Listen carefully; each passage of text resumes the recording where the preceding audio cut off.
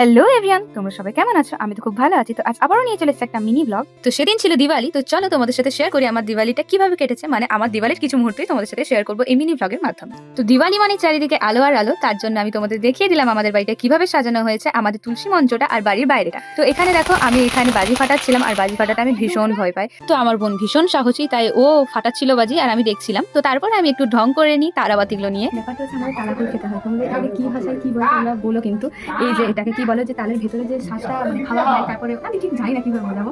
তালটা মানে ওই যে কি বলে পাল্টা যেটা থাকে সেটাকে ইউজ করার পরে ভিতরে যে খোলাটা থাকে সেটা ভেতর থেকে থাকে। তারা কি নামে জানো সেটা অবশ্যই বলবো। ঠিক এখন খেতে হয় তো সেটা লাগবে না, বেশি খেলে কি হয়ে যায়, নেশা হয়ে যায় জানি।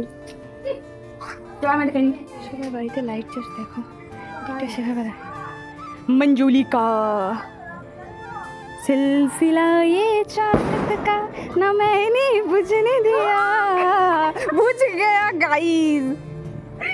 ये देखो बोलছে गाइस मेरा दिया बुझ गया। हाय हाय मैं मर ही जावा जो मैं तो आयो बुझूं। এখানটাতে জ্বালানি একটা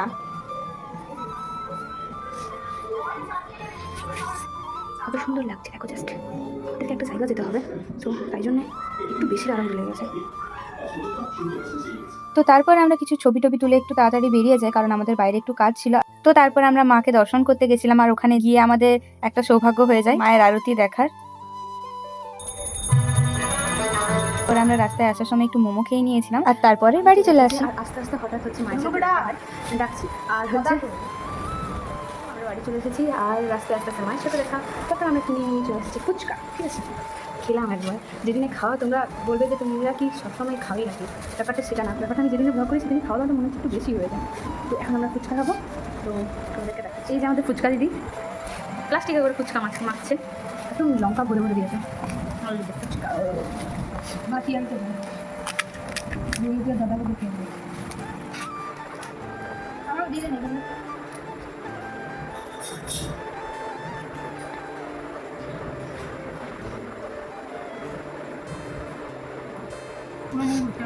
আমার ফুচকা খেলে এরকমই হয়, আমি আবার অর্ধেক বন্ধ হয়ে যাবে, এখন তা পুরো মুখে চলে যাবে। জাস্ট একটা জিনিস দেখাচ্ছি, আমার বোন টায়ার্ড হয়ে গেছে, তারপরে কীভাবে ঘুমাচ্ছে তোমরা জাস্ট দেখো।